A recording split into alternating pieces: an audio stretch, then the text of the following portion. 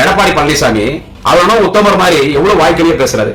நீங்க என்ன பெரிய திராவிட இயக்கத்தின் பரம்பரையில வந்த மாதிரி, நீங்க என்ன எம்ஜிஆர் மடியில தவழ்ந்த மாதிரி, மறைந்த அம்மையார் செல்வி ஜெயலலிதா அவர்களின் வளர்ப்பு பிள்ளை மாதிரி, அவங்களே எங்க வேற தெரியல அட்ரஸ்ல இருக்கிறாங்க. என்ன பேச்சு, என்ன ஆணவத்தோடு, என்ன அகங்காரத்தோடு பேசுறது? நீ துண்டு சீட்டு பார்த்து படிக்கிறதே தப்பா படிக்கிறிய. எல்லாமே பார்த்து பார்த்து பார்த்து பார்த்து அப்படியே பக்கம் பக்கமா அப்படியே யாரை எழுதி கொடுத்துறாங்க, பக்கம் பக்கமா பார்த்தானே படிக்கிற. அப்ப யாரப்பா துண்டு சீட்டு? அதனாலதான் நான் சொன்னேன், யாரப்பா துண்டு சீட்டு சொல்ற? நீ ஒரு துண்டு பையன் சொன்னேன். தளபதியை பார்த்து துண்டு சீட்டுன்னு சொல்றிய, நீ கூட நீ ஒரு துண்டு பையன், துண்டு பீடி. ஆமா, அரசியல துண்டு பீடி. எங்க தலைவர் தளபதியை துண்டு சீட்டுன்னு சொன்னதுனால எடப்பாடி சொல்றேன், நீ அரசியல துண்டு பீடி. சட்ட ஒழுங்கு சரியில்லை. உங்க ஆட்சியில் சட்ட ஒழுங்கு ரொம்ப நல்லா இருந்ததோ? தூத்துக்குடியினுடைய துப்பாக்கி சூட டிவி பார்த்து தெரிஞ்சுன்னு சொன்ன பெரிய மனுஷன் தானே சசிகலா. உங்ககிட்ட முதலமைச்சர் பதவி டெண்டர் விட்டுச்சு, உங்க கட்சியை உச்சி முறை உடைய போகுது. பிஜேபி சோழியை முடிக்கிறோம். இப்ப நீ யாரை நம்பி இருக்கிற? அந்த நடிகை விஜயை நம்பி இருக்கிற. டாக்டர் வாலி எத்தனோ பேசிட்டு பார்க்கணும், மருத்துவர் சொன்னா அவங்க கடவுளுக்கு சமம். ஐயோ, நம்ம அவங்ககிட்ட கட்சியா குத்தமிச்சோம். அது எடப்பாடியா இருக்கட்டும், இல்ல எவனும் எஞ்சி குத்து படிச்ச அந்த தமிழக வெற்றி கழக தலைவர் அந்த கூட்டாளி கோமாளி நடிகர் விஜயா இருக்கட்டும், இல்ல அந்த சீமான் சாமானா இருக்கட்டும், இல்ல அந்த அக்கா ஒண்ணுக்குது தமிழிசை அந்த அக்கா, அப்பா ஆகுனா அந்த அக்கா வந்துடுறப்பா நான் நடப்பேன், எங்க தலைவர் பண்ணதான் நான் பண்ணான்றோம். யாரா உங்க தலைவர்? உங்க தலைவர் யாரும் ஹாஸ்பிட்டல் போய் டாக்டர் கட்சியில கொடுத்தா எங்க தலைவர் தான் இப்ப கட்சி ஆரம்பிச்சிருக்காரு நடிகர் விஜய் எங்க தலைவர், அவர் பண்றதை நான் பண்ணான்றோம். அவங்க யாரா ஹாஸ்பிட்டல் போய் நடிகர் விஜய் எப்படா போய் ஹாஸ்பிட்டல் கட்சியில குத்துனாருன்னா, நீங்க போக்குரி படம் பார்க்கலையா? இது நான் நகைச்சுவையை சொல்ல உண்மை. அந்த அம்மா நல்லா இருக்கும். இந்த நடிகை இவன் புறம்ப போறான் கட்சி ஆரம்பிச்சான எங்களை பார்த்து சொல்றானே திராவிட மாடல் குடும்பம் கொள்ளையடிக்குன்னு. இவன் பசங்களுக்கு எல்லாம் சினிமாவில் என்ன கத்து குத்துறான்னு பாருங்க. அவன் சொல்றானா எங்க தலைவர் தான். எப்படா அவன் தலைவர் குத்துறாருன்னா போக்குரி படம் பாத்தீங்களா? ஆமா, அந்த போக்குரி படத்துல பாருங்க அவருடைய லவ் ரசின்னு அவங்க அடிப்பட்டுருவான். அப்ப ஹாஸ்பிட்டல் போய் ட்ரீட்மெண்ட் பண்ணுன்னு கேட்பாரு எங்க தலைவர் தளபதி விஜய். என்னது கொலை கொள்ளை லஞ்சம் லாவண்யம் கலெக்ஷன் கரப்ஷன் கமிஷன், அது கூட எங்க தளபதி சொன்னது அவங்கள பார்த்து. நண்பர்களே வணக்கம், குடியாத்தம் குமரன். கொடநாடு கொலை வழக்கில் இபிஎஸ்ஐ ஏன் விசாரிக்க கூடாது? சென்னை உயர்நீதிமன்றம் கேள்வி. இன்றைக்கு லஞ்ச லாவண்யம் இல்லாத ஒரு ஆட்சி நடத்தியவர், சட்ட ஒழுங்கை பாதுகாத்து சட்ட ஒழுங்கு சீரான ஆட்சி நடத்தியவர், ஊழல் இல்லாத ஆட்சி நடத்தியவர், கொலை கொள்ளை இல்லாத ஆட்சி நடத்தியவர், ஒரு தூய்மையான மனிதர், ஒரு புனிதமான மனிதர், ஒரு புனிதர், சிறந்த முதல்வர், ஆஹா ஓஹோ என்ற மக்கள் போற்றின் நடுவில் ஆட்சி நடத்திய ஒரு மாபெரும் தலைவர் எடப்பாடி பழனிசாமி. இன்றைக்கு அவரை குறித்து ஒரு கேள்வி எழுப்பு இருக்கிறது சென்னை உயர்நீதிமன்றம். திரும்பி சொல்றேன், கொடநாடு கொலை வழக்கில் இபிஎஸ்ஐ ஏன் விசாரிக்க கூடாது? இந்த கேள்வி எழுப்பு திராவிட முன்னேற்ற கழகமோ முதலமைச்சர் தலைவர் தளபதி அவர்களோ நாளைய தமிழகம் எதிர்கால மன்னன் உதயநிதி ஸ்டாலின் அவர்களோ இல்லை, இல்லை அண்ணா அறிவாலயத்திலிருந்து தலைமை கழகத்தின் சார்பில் தலைமை கழகத்தின் நிர்வாகிகள் எழுப்பிய கேள்வி இல்லை, நீதிமன்றம். அப்ப நீதிமன்றத்துக்கு நல்ல தெரியுது அந்த கொடநாட்டில் நடந்த கொலை கொள்ளை, அது தொடர்பாக நடந்த கொலைகள், இதெல்லாம் இந்த கொலைகளுக்கு பின்னால், அந்த கொடநாடு கொள்ளைக்கு பின்னால், கொலை கொள்ளைக்கு பின்னால் யாருடைய பின்புலம் இருக்கிறது, யார் இதை நடத்தினார்கள், யாருடைய தூண்டுதலின் பேரில் இது நடைபெற்றது, இதுல ஏவன் அக்யூஸ்ட் யார் என்று எல்லாருக்கும் தெரியும். ஆனா நம்ம பேசினா என்ன ஆதாரம் கேட்பாங்க. எல்லாருக்கும் தெரியும் கொடநாடு கொலை வழக்கு யார் அது பண்ணாங்கன்னு. நான் ஓப்பனாவே பல யூடியூப் சேனல்ஸ்ல நான் பங்கேற்ற தொலைக்காட்சி விவாத மேடைகளிலே நான் ஓப்பனாவே பேசியிருக்கிறேன். இப்ப உங்கள்கிட்ட நேரலையில் பேசிட்டு அதன் பிறகு இன்று மாலை தொலைக்காட்சி விவாத மேடைகளிலே இந்த தலைப்பில் பேசத்தான் போகிறேன். எனவே எடப்பாடி பழனிசாமி அவனும் உத்தமர் மாதிரி எவ்வளவு வாய்க்கிலேயே பேசுறாரு. அது இப்ப சமீப காலமா ரொம்ப நாள் பேசாம இருந்தாரு, இப்ப சமீப காலமா. ஏன்னா அவரோட முயற்சி எடுத்தார் எடப்பாடி பழனிசாமி. என்ன முயற்சி எடுத்தார்னு கேட்டா, திராவிட முன்னேற்ற கழகத்தினுடைய கூட்டணி வலிமையாக இருக்கிறது, இந்த கூட்டணி ஒன்றும் செய்ய முடியாது, இருந்தாலும் எப்படியாவது இதை டிஸ்டர்ப் பண்ணலாமான்னு சொல்லி ஆள் விட்டு பார்த்தாரு, என்னன்னோ பேசி பார்த்தாரு, எதுவும் வேலைக்கு ஆகல. எடுபடி வேலை பார்த்தாரு, புரோக்கர் வேலை பார்த்தாரு, எல்லா வேலை பார்த்தாரு, எதுவும் முடியல. கடுமையாக முதலமைச்சரை விமர்சிக்க தொடங்கிவிட்டார். நாங்களாம் வச்சு செஞ்சோம் ஒரு முதலமைச்சரை பார்த்து ஒரு மரியாதை இல்லாத பேசுறது. ஆனா எடப்பாடி என்ன சொல்றது, நான் ஒரு எதிர்கட்சி தலைவர் முதலமைச்சரா இருந்தவன், என்ன பார்த்து முதலமைச்சர் திரு ஸ்டாலின் ஒருவேளை பேசுகிறார், என்னை மிகவும் கடுமையாக பேசுறேன். நீங்க எப்படி பேசுறீங்க? நீங்க எப்படி பேசுறீங்க எடப்பாடி? நானே யூடியூப் சேனல்ல, இதே யூடியூப் சேனல்ல நானே பேசியிருக்கிறேன், என்னோட முகநூல் நேரலையில பேசியிருக்கிறேன், பேஸ்புக் பேஜில் பேசியிருக்கிறேன். நீங்க என்ன பெரிய திராவிட இயக்கத்தின் பரம்பரையில வந்த மாதிரி, நீங்க என்ன எம்ஜிஆர் மடியில தவழ்ந்த மாதிரி, நீங்க என்ன மறைந்த அம்மையார் செல்வி ஜெயலலிதா அவர்களின் வளர்ப்பு பிள்ளை மாதிரி, அவங்களே எங்க வேறாங்கன்னு தெரியல, அட்ரஸ்ல இடத்துல இருக்கிறாங்க. என்ன பேச்சு, என்ன ஆணவத்தோடு, என்ன அகங்காரத்தோடு பேசுறது? துண்டு சீட்டுன்றது என்ன வார்த்தை? நீ துண்டு சீட்டுன்னு ஒரு முதலமைச்சரை பார்த்து, கலைஞருடைய மகன் 50 ஆண்டு காலம் தன்னையே இனத்திற்காக அர்ப்பணித்துக் கொண்டு உழைத்த ஒரு தலைவன் தளபதி, அவரை பார்த்து நீ துண்டு சீட்டுன்னு பார்த்தா, குடியாத்த குமரன், என்னை போன்ற பேச்சாளர்கள், செய்தி தொடர்பாளர்கள், ஊடகவாளர்கள் நாங்க பார்த்துன்னு கடலை பொறி சாப்பிட்டு இருக்குமா? நீ துண்டு சீட்டு பார்த்து படிக்கிறதே தப்பா படிக்கிறிய. நீங்க துண்டு சீட்டு இல்லாத படிக்கிறீங்களோ? அப்படியே மடம் திறந்த வெள்ளம் போல் எடப்பாடி பழனிசாமி நீ படிக்கிறியோ? இந்த நேர்த்திக்கு கோயம்புத்தூர் ஏர்போர்ட்ல எல்லாமே பார்த்து பார்த்து பார்த்து பார்த்து அப்படியே பக்கம் பக்கமா அப்படி யாரும் எழுதி கொடுத்துறாங்க, பக்கம் பக்கமா பார்த்தானே படிக்கிற. அப்ப யாரை பார்த்து துண்டு சீட்டு? அதனாலதான் நான் சொன்னேன், யாரை பார்த்து துண்டு சீட்டுன்னு சொல்ற? நீ ஒரு துண்டு பையன் சொன்ன. தளபதியை பார்த்து துண்டு சீட்டுன்னு சொல்ற, நீ உன் கூட நீ ஒரு துண்டு பையன், துண்டு பீடி. ஆமா, அரசியல் துண்டு பீடி. எங்க தலைவர் தளபதியை துண்டு சீட்டுன்னு சொன்னதுனால எடப்பாடிக்கு சொல்றேன், நீ அரசியல துண்டு பீடி. ஆமா, துண்டு பீடி. இந்த பீடி தாமதம் தான் இருக்கும், அந்த பீடியை குடிச்சிட்டு பாய் தூக்கி போட்டுருவான், அது பேர் துண்டு பீடியானுவாங்க. அது யாருன்னா அந்த துண்டு பீடி எடுத்து குடிப்பாங்க. அந்த துண்டு பீடி எடுத்து குடிக்கிற மாதிரி சில்லற பசங்க தான் உங்க கூட இருக்கிறவங்க. அவங்க விட்டு நீ எங்களுக்கு பதில் சொல்லுவியா? உனதான் பேச தெரியான்றது இல்ல, பொம்மை முதலமைச்சர்ன்றது. நீங்க யாரு? நீங்க அப்படியே ரோபோவா, ஜெயிண்ட் ரோபோவா? அப்படி ஒரு தேனி மாதிரி சுறுசுறுப்பா பணியாற்றுவாரு. எவ்வளவு அதான் திமிர் பிடிச்ச பேச்சு இல்ல எடப்பாடி, பொம்மை முதலமைச்சர் சொல்றதெல்லாம். எவ்வளவு அகங்காரம், என்ன தகுதி உனக்கு தளபதி பத்தி எல்லாம் பேசுறதுக்கு? அதாண்டி நான் ஏற்கனவே பேசணும், இதே சேனல்ல பேசணும், கலைஞருடைய மகனா எல்லாம் நீ கவுன்சிலர் ஆக முடியாது. நீ என்ன ஒரு காலத்துல சாராய வியாபாரி தானே? வெள்ளம் வெள்ளம் பண்ணி என்ன சொன்னீங்க? வெள்ளம் என்னத்துக்கு? சாராய வச்சா வெள்ளம் காய்ச்சுவாங்க. அந்த சாராயம் காசு தானே உங்களுக்கு உங்க பங்காளிகள்லாம் தகராறுலாம் ஆகி கொலை பண்ணி ஜெயிலுக்கு போய் அப்புறமா காட்டுல மாச கணக்கில் ஒளிஞ்சிட்டு இருந்து தலைமறைவா இருந்து அப்புறமா உங்க கட்சியில் அன்னைக்கு அதிமுக ஒரு முன்னணி அமைச்சர் காப்பாற்றி விட்டாங்க. இதெல்லாம் நாங்க பேசுவோம் இல்ல. கொல்ல சட்ட ஒழுங்கு சரியில்லை இந்த ஆட்சியில். உங்க ஆட்சியில் சட்ட ஒழுங்கு ரொம்ப நல்லா இருந்ததோ? தூத்துக்குடியினுடைய துப்பாக்கி சூட டிவி பார்த்து தெரிஞ்சுன்னு சொன்ன பெரிய மனுஷன் தானே? பெரிய மனுஷன் தானே? அவர் உழைச்சு வந்தாரு. நீ எப்படி வந்த? நான் யார்கிட்ட சிபாரிசு போனேன்? நீ எடப்பாடி சிபாரிசு போனது யார்கிட்டன்னு கேட்டா சசிகலானுடைய கால் கிட்ட சிபாரிசு போன. டேபிள் கீழே அப்படி தவழ்ந்து போய் கற்பாம்பூச்சி போய் எங்க தளபதி அழகா சொன்னார், கற்பாம்பூச்சி மாதிரி போய் ஊர்ந்து போய் சசிகலா காலை கெட்டியா புடிச்சுக்கின்னு அம்மா அம்மா அம்மா அம்மா அம்மா அம்மா சின்னம்மா சின்னம்மா உன்னை அம்மா ஐக்கிறோம் அம்மா ஐக்கிறோம் அம்மா ஐக்கிறோம் சின்னம்மா சின்னம்மா சின்னம்மா உன்னை அம்மா ஐக்கிறோம்னு சொல்லி அந்த சசிகலானுடைய கால் முதலமைச்சர் பிச்சை போட்டுச்சு.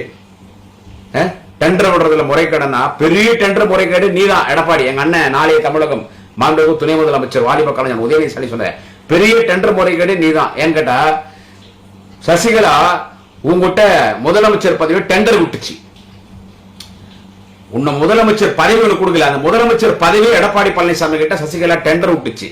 நீ டெண்டருடைய பர்சன்டேஜ் கரெக்டா கொடுப்பியான்னு. ஆனா டெண்டர் பர்சன்டேஜ் கொடுக்காம சசிகலாவை கட்சி விட்டு நீக்கி போட்டான். ஆனா தப்பு இல்ல, அவ பெரிய கொள்ளக்காரி சூனியக்காரி சதிகாரி. ஜெயலலிதாவின் மரணத்திற்கு சசிகலா தான் காரணம். இதுவரைக்கும் அந்த உண்மை வெளியே வரல, விசாரணை கமிஷன் விசாரிச்சுட்டு இருக்காங்க. சோ இவ்வளவு குற்ற செயல்களை செய்து இவ்வளவு தவறானாட்சி செய்து அலிபாபா 42 திருடர்கள் போல் அந்த அலிபாபா என்று சொன்ன அலிபாபா தான் அந்த படத்துல எம்ஜிஆர் அவர்கள் திருடன் கட்டந்து திருடி எடுத்துன்னு வந்து நல்லவங்களுக்கு கொடுத்தாரு. அந்த படத்துல திருடன் திருடி வந்து கோகையில் வச்சுட்டு இருப்பான் 42 திருடன். அவங்கிட்ட திருடி எடுத்து வந்து இல்லாதப்பட்டவங்களுக்கு எம்ஜிஆர் கொடுப்பாரு. ஆனா நீ யாருன்னு கேட்டா அந்த திறன் அந்த 42 திருடன் நம்பர் அவனுக்கு ஒரு கொலை கூட்ட துணையா இருப்பான். அதான் எடப்பாடி. அந்த திறனாக தான் அவங்க கூட வந்து அமைச்சிருங்க. இது சொல்றது நீங்க வந்து அச்சம் கிடையாது. நீங்க முதலமைச்சரை பேசுறீங்க, எங்க பார்த்தாலும் கொலை கொலை கொலை. நான் இப்ப நீயே கொலைகாரனா இருக்கிறிய. கொலை கொல்லன்னு பேசுற எடப்பாடி பழனிசாமி, நீங்களே கொலைகாரும் கொலைகாரீங்க, அப்புறம் நீங்க என்ன இன்னொரு ஆட்சியை பார்த்து கொலை கொல்லன்றத நீதிமன்றம் கேட்குதுன்னா சும்மா கேட்குதா? கொடநாடுல போய் கொலை பண்ணது, வாட்ச்மேனை கொலை பண்ணது, அப்புறம் கொலை பண்ணது, அப்புறமா கார்ல போகும்போது அந்த டிரைவர் குடும்பமே க்ளோஸ். உள்ள என்ன திருநீங்க? கொடநாடுல என்ன திருன்னு வந்தீங்க? பணமா, காசா, வைடூரியமா, என்ன டாக்குமெண்ட்ஸ், என்ன முக்கியமான ஆவணங்கள், என்ன பத்திரங்கள் எல்லாம் நடந்திருக்கு இல்ல? அதெல்லாம் வெளியே வரும். நீதிமன்றம் சொல்லிட்டு தான் காத்துட்டு இருந்துச்சு. இதே தலைவர் தளபதி இடத்துல ஜெயலலிதாவாக இருந்திருந்தால், ஜெயலலிதா இருக்கிற அந்த சர்வாதிகாரம் குணம் எங்கள் தலைவர் தளபதிக்கு இருந்திருந்தால், என்றைக்கோ எடப்பாடி பழனிசாமி சிறைக்கு சென்றிருப்பார் கொலை வழக்கில். அது பிறகு ஊழல் இருக்கு, அப்புறம் இந்த 9 மந்திரிங்க எல்லாம் ஜெயிலுக்கு போயிருப்பாங்க. ஆனா அவர் எது செய்தாலும் நேர்மையான முறையில் சட்டத்துக்கு உட்பட்டு செய்யக்கூடியவர் தான் நமது தேச தலைவர், திராவிட இனத்தின் தலைவர், மாண்புமிகு தமிழக முதல்வர், அன்பு தலைவர் தளபதி அவர்கள். இதே நீதிமன்றம் எல்லா அமைச்சர்களும் ஏன் அவங்களை இன்னும் நீங்க கைது பண்ணாதீங்க, ஏன் அவங்களை கூப்பிட்டு விசாரிக்கல, இதே நீதிமன்றம் கேட்கும். எப்படி எடப்பாடி பழனிசாமியை கொடநாடு கொலை வழக்கில் இபிஎஸ் ஏன் விசாரிக்க கூடாது? ஏன் விசாரிக்க கூடாது? ஏன் விசாரிக்க கூடாது? விசாரின்றாங்க நீதிமன்றம், விசாரின்றாங்க. அந்த மாதிரி அந்த பாத்ரூம் கழுவுறதுல பெனாயிலே, ப்ளீச்சிங் பவுடர், தொடப்பக்கட்டை, டெட்டாயிலே, இதுல ஊழல் பண்ண அந்த வேலுமணி, எங்க ஊர்ல ஒரு மந்திரி திருப்பத்தூர்ல கொள்ளையடிச்சு பூரா கர்நாடகா பூரா ஓட்டலா கட்டி வச்சிருக்கான். வீரமணின்னு ஏலகிரி அந்த ஆள் தான், வீரமணி தான். வீரமணி, குட்கா விஜயபாஸ்கர், சிவி சண்முகம், ஒரு பொம்பளை பொறி கொத்துக்கனா பாருங்க, மைண்ட் ரோடு ஜெயக்குமார், இந்து, பிந்து, சிந்து, வனஜா, சரோஜான்னு சொல்லி பூரா பொம்பளைங்க வேலை கேட்டு தான் இவன் வேலையை விட்டு அத்தனை பேர் புள்ளை உருவாக்கிட்டு எல்லாரையும் மைண்ட் ரோடு கூப்பிட்டு அபார்ஷன் பண்றான் பார். அந்த சொட்டத்துல அந்த ஜெயக்குமார், அந்த உதயகுமார், எப்படி 9 பேர் இருக்காங்க ஊழல் பண்ணவங்க. உங்கள்கிட்ட 9 மந்திரிங்க ஊழல் பண்ணவனுங்க. எல்லாம் நீதிமன்றம் சொல்லும். உப்பு குடிச்சவன் தண்ணி குடிச்சவன் என்ன உத்தமர மாதிரி பேசுறீங்க? முதலமைச்சரை பார்த்து ஒரு மட்டு மரியாதை இல்லாத பேசுறது. இவர் பாம்பாட்டி மாதிரி இப்படி பேசுறாரு. நாங்கள் ஆட்சியில் இருந்த பொழுது நாங்கள் தேனாரும் பாலாரும் ஓடியதுனா எத்தனை சாதனைகள், என்னை திட்டம் செய்து நான் கிளை செல்லாக வந்தவன், என்னை பார்த்து திரு ஸ்டாலின் பேசலாமா? நான் ஸ்டாலினோடு விவாதம் செய்ய தயாராக இருக்கிறேன். நீங்கள் அழைக்கிற இடத்துக்கு நான் வருகிறேன். என்னோடு நீங்கள் விவாதம் செய்ய தயாரா? நான் விவாதம் செய்ய தயார் இருக்கிறேன். நான் உத்தமர், நான் புனிதர், நான் அப்படி, நான் இப்படி, இப்படி பாம்பாட்டி மாதிரி பாம்பு ஆட்டி ஆட்டி பேசுறீங்களேன். நீங்க யோகியமா? எனவே பேசும் பொழுது யோசித்து பேச வேண்டும். அவ்வளவு பெரிய பேச்சாளர் எடப்பாடி, எங்க தலைவர் தளபதிட்ட வந்து உங்களோட மேடையில் நான் விவாதம் செய்ய தயார்ன்றதுக்கு அங்க ஒருத்தன் சொல்றான், பூச்சிக்காரன் இந்த உதயகுமார், நான் வரேன்.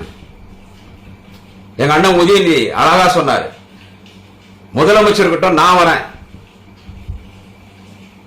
எடப்பாடியோட விவாதம் செய்வதற்கு, எங்க அவர்கிட்ட சொல்லுங்கன்னு கேட்டார். 2 நாளைக்கு முன்னால மாண்புமிகு நெடுஞ்சாலைத்துறை மற்றும் பொதுப்பணித்துறை அமைச்சர் நான் ஏவா வேலு கேட்டார். முதலமைச்சர் இருக்கட்டும், துணை முதலமைச்சர் மாண்புமிகு உதயநிதி இருக்கட்டும், ஃபர்ஸ்ட் என் கேள்விக்கு நீ பதில் சொல்லு, எங்க வட்டம் சொல்லு, நான் வரேன், நான் சொல்றது நீ வா, நம்ம 2 பேரும் விவாதம் பண்ணலாமான்னு அருணையன் செல்வம் மாண்புமிகு அண்ணன் ஏவா வேலு கேட்டார். இது திமுக எடப்பாடி, உனக்கு தெரியும். நானும் ஸ்டாலினும் ஒன்றாக சட்டமன்றத்துக்கு நுழைந்தோம். 89 ஒன்னா போயிட்டா நாய் நெறி கூட தான் போச்சு. நீயும் தளபதி ஒன்னா? எடப்பாடி கேட்கிற நீயும் தளபதி ஒன்னா? இன்றைக்கு நாங்கள் கொடுத்த வாக்குறுதி எதுவும் சரி, நாங்கள் எத்தனை திட்டங்களை கொண்டு வந்தோம், என்ன திட்டத்தை கொண்டு வந்தோம், என்னையா போடுங்க. இன்னைக்கு தலைவர் தளபதி தான் இன்னைக்கு மக்களாட்சி, இன்னைக்கு மக்களுக்காக சொன்னதெல்லாம் செய்து கொண்டிருக்கிறார். 10 வருஷம் கொள்ளடிச்சுட்டு போயிருக்கீங்க, 10 வருஷம் கொள்ளடிச்சு போயிருக்கீங்க. இன்றைக்கு தலைவர் தளபதி அவர்கள், நான் அடிக்கடி குறிப்பிட்டுதான் இது சொல்ல வேண்டிய செய்திதான். முதல் கையெழுத்து பேருந்து மகளிர்களுக்கு இலவச பயணம், அதன் பிறகு நியாய விலை கடையிலே தாய்மார்களுக்கு, குடும்ப தலைவர்களுக்கு 1000 கொடுத்து, இப்போ குடும்பத்தை வச்சிருக்கோம், எல்லாரும் குடும்பம்ட்டாங்க.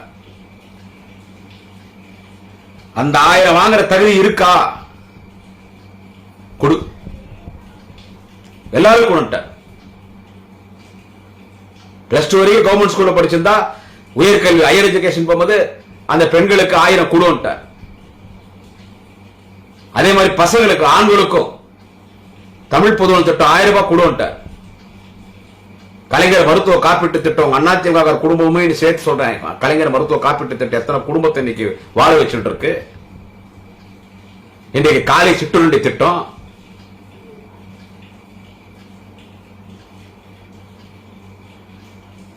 நீ 9th நல்லா படிச்சுனா நல்ல மார்க் எடுத்தா, இப்ப ஒரு எக்ஸாம் வைக்கிறாங்க, 9th நீ நல்லா படிச்சு நல்ல மார்க் எடுத்தினா உனக்கு 1000 ரூபாய் மாசம். இப்ப அவர் வந்து ஊக்கப்படுத்துறாரு படிக்கிறதுக்கு, உனக்கு 1000 ரூபாய் மாசம். இன்னைக்கு எத்தனை கோயிலுக்கு குடமுழுக்கு செய்யப்பட்டிருக்கிறது? 5,000 நகை விலை கடன் தள்ளுபடி செய்யப்பட்டு வட்டிகள் எல்லாம் தள்ளுபடி செய்யப்பட்டிருக்கிறது. இன்றைக்கு மருத்துவ காப்பீட்டு திட்டம், இன்னைக்கு அதே போல் இன்றைக்கு நியாய விலை கடையில் சத்தான உணவுப் பொருட்கள் வழங்கப்படுகிறது. தேனி போல் இன்னைக்கு ஒரு முதலமைச்சர் செயல்பட்டுக் கொண்டிருக்கிறார். மாண்புமிகு துணை முதலமைச்சர் தலைவர் தளபதி அவர்கள் இன்றைக்கு சென்னையை விளையாட்டு நகரமாக மாற்றியிருக்கிறார். இந்தியாவில் விளையாட்டு நகரமாக சென்னையை மாற்றியிருக்கிறார். இப்படி எவ்வளவு சொல்லலாம். ஆனா நீங்க கொள்ளையடிச்சது மட்டும்தான் குறிக்கோள். அடுத்து நீங்கள் ஆட்சிக்கு வரப்போவதில்லை என்று எல்லோருக்கும் நன்றாக தெரியும்.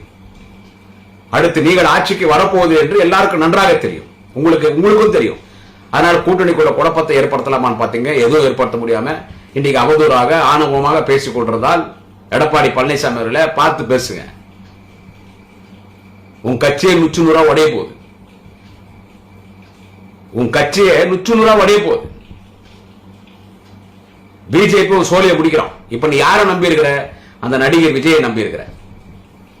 எது எடுத்தாலும் எதனா நடந்துச்சுன்னா போற உடனே இந்த அரசு ஹாஸ்பிட்டல்ல அந்த டாக்டர் பாலாஜி, அந்த டாக்டர் அவரு ஒரு பேஷண்ட், கேன்சர் பேஷண்ட் ட்ரீட்மெண்ட் தராங்க. அந்த அம்மாக்கு கிட்ட அவர் ஏதோ திட்டாருன்னா அந்த அம்மா சொல்றாங்க, டாக்டர் ஒரு நாளைக்கு எத்தனோ பேஷண்ட் பார்க்கணும், மருத்துவர் என்று சொன்னால் அவங்க கடவுளுக்கு சமம்.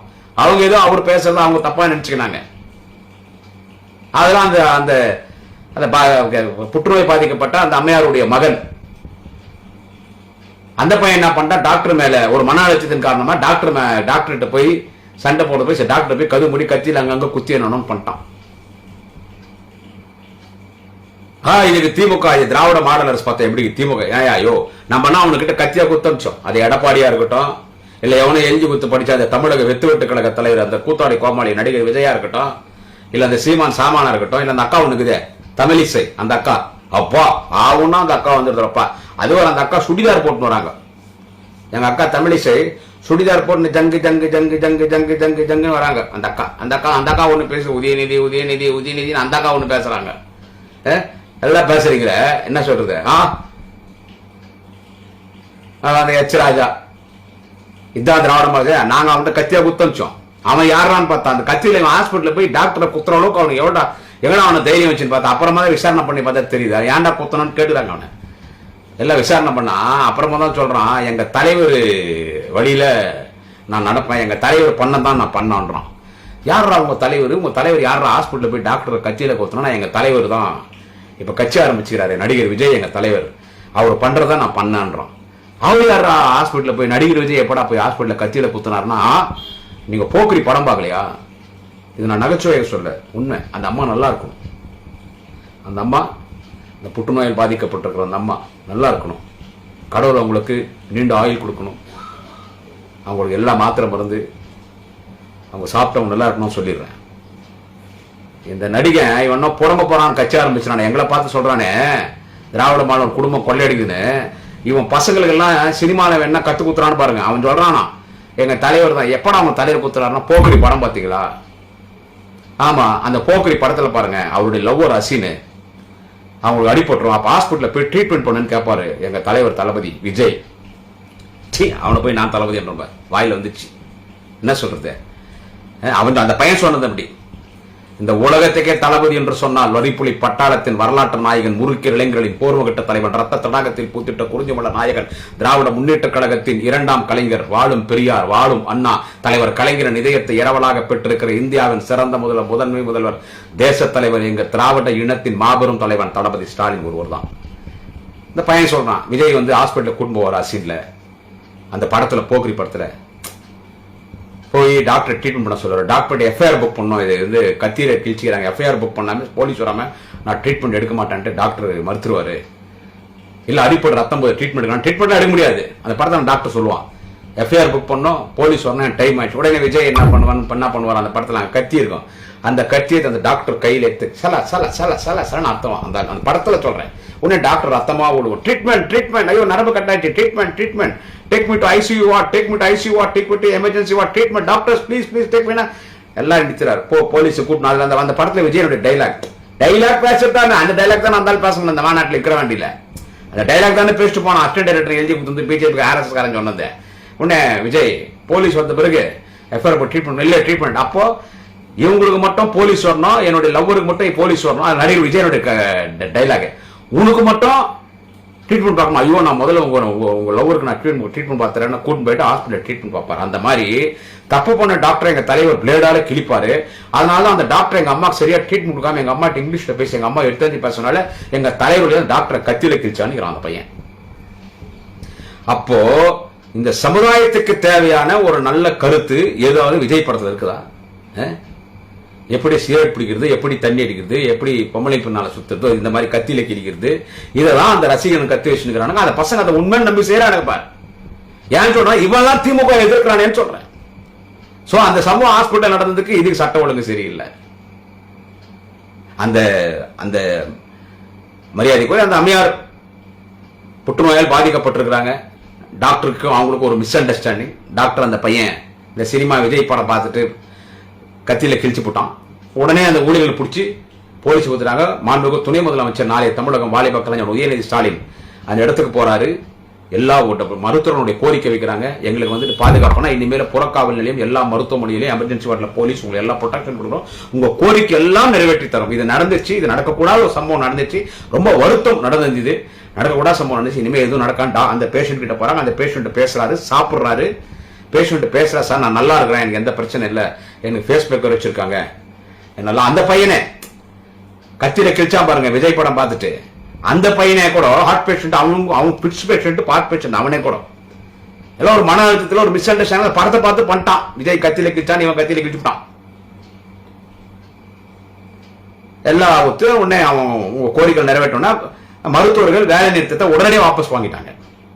ஆனா எடப்பாடி பழனிசாமி அந்த குட்கா, பான் பராகு, அந்த ஆன்ஸ், மாணிக் சந்து, போதைப் பொருள் எல்லாம் வியாபாரம் பண்ணு தானே அந்த புதுக்கோட்டை விஜயபாஸ்கர் அந்த சுகாதாரத்துறை அமைச்சர் வந்து மாச கணக்கில் நடந்துச்சு.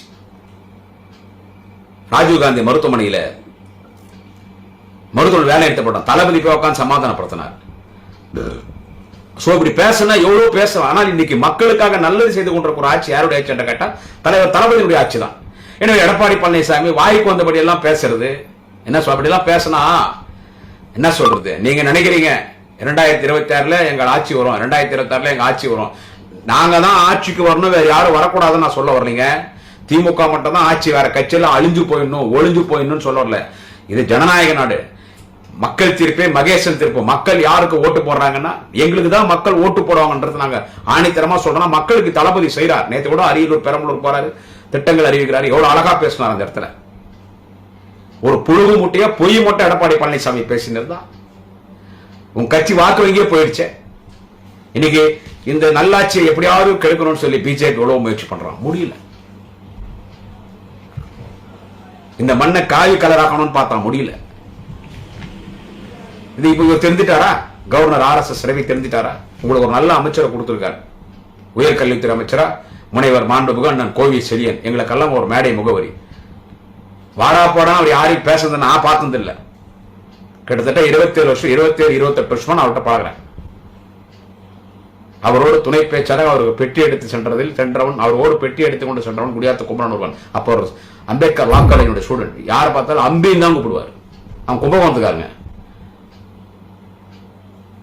சரி, கவர்னர் சரியில்லை தான், சரி அட்ஜஸ்ட் பண்ணி போவோம் இருக்கிற வரைக்கும் சொல்லி எவ்வளவு அட்ஜஸ்ட் பண்ணாலும் அந்த ஆரிய புத்தி விடுறான். அந்த விடுறாரா அவரு கவர்னர், அவர் விடுறாரா திரு RSS ரவி அவர்கள்? இப்போ இன்விடேஷன் போட்டுதாங்க சார்.